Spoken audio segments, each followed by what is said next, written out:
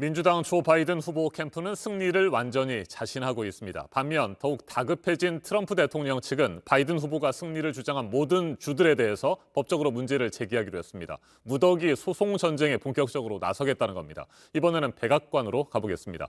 홍희정 특파원, 일단 지금 백악관의 분위기는 어떤지 궁금합니다. 네, 지금 백악관 앞은 사람들의 발길이 계속 이어지고 있습니다.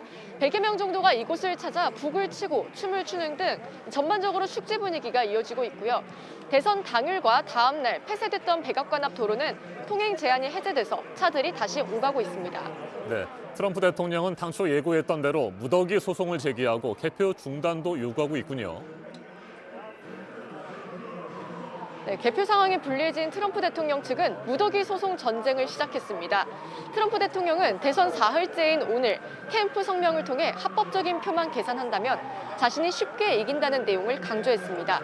트윗을 통해서도 수차례 소송과 개표 중단을 요구하고 나섰는데 실제로 트럼프 캠프는 조지아와 펜실베니아, 미시간주를 대상으로 줄 소송을 제기했습니다.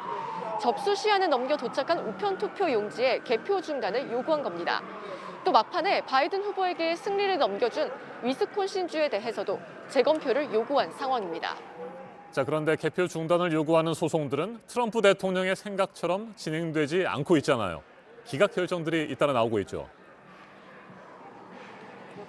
네, 실제로 미시간주 법원은 참관인들이 의미 있는 접근을 할 때까지 개표를 일시 중단해달라는 트럼프 캠프 측 청구를 현지 시간 5일 기각했습니다.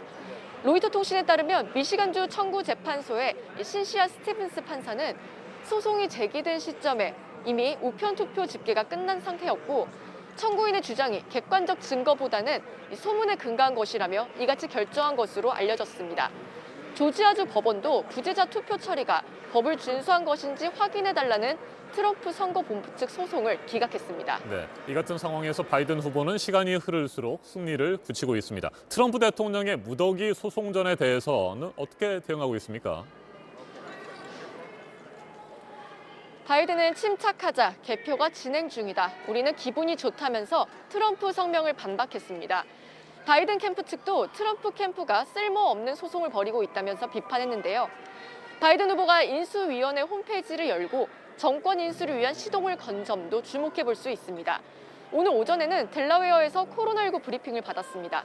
지도자로서 책임 있게 국정을 시작한다는 인상을 심어주기 위한 적극적인 행보로 분석됩니다.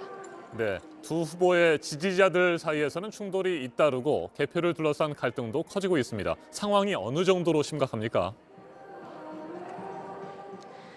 미시간주 디트로이트의 한 개표장에서는 트럼프 대통령 지지자 수십 명이 몰렸고요. 경찰들이 개표장 입구를 막으며 서로 대치하는 일이 벌어졌습니다. 미시간주는 트럼프 대통령이 바이든 후보에게 역전당한 곳인데요. 이에 바이든 후보 지지자들도 모든 표를 빠짐없이 개표하라는 플래카드를 들고 나왔습니다. 오리건주에서는 폭력 사태까지 일어나면서 주 방위군이 배치됐습니다. 성조기가 불타고 망치로 현금 지급기를 부수는 장면도 포착됐습니다. 이 과정에서 11명이 체포됐습니다.